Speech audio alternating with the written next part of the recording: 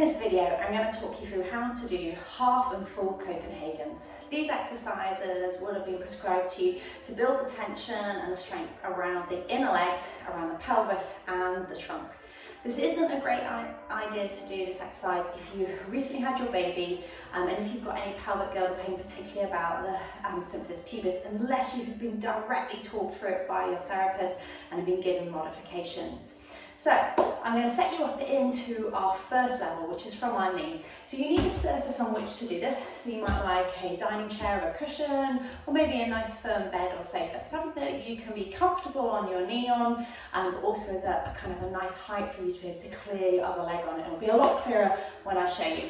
Now I'm going to place my hand on the floor. It's a bit like doing a side plank. So I'm going to come and lift my hips up and hook my knee up onto the bed there. And as you can see from here, I'm in this very open position in my hips. So I'm going to lift my hips forwards and then straighten. So I'm trying to make a nice long straight line from my knee all the way up from my crown of my head. So I'm going to exhale, engage from my core, lift forward, and my knee comes up. And as you see, I've got this long straight line here. I've got lots of work going on here around my pelvis, and I've also got this underneath support here. Okay, let's lower back down again.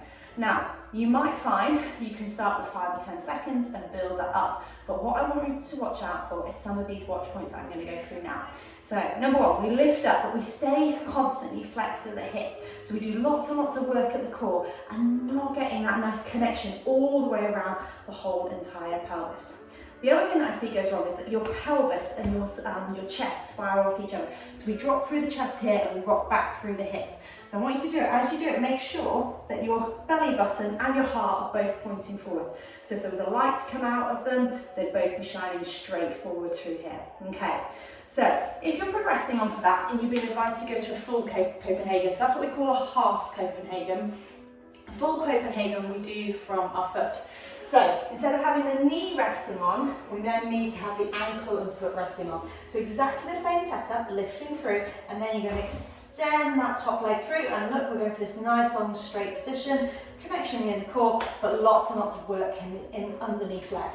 It is a very, very high loading exercise, and it's fantastic for dynamic rehab. So remember with them, make sure your pelvis and your chest are facing forwards, that you're looking for that nice long straight line throughout, and that you're keeping your hips forwards. Always bring the prompt in of imagine you're standing up tall, so you've got a long, strong posture.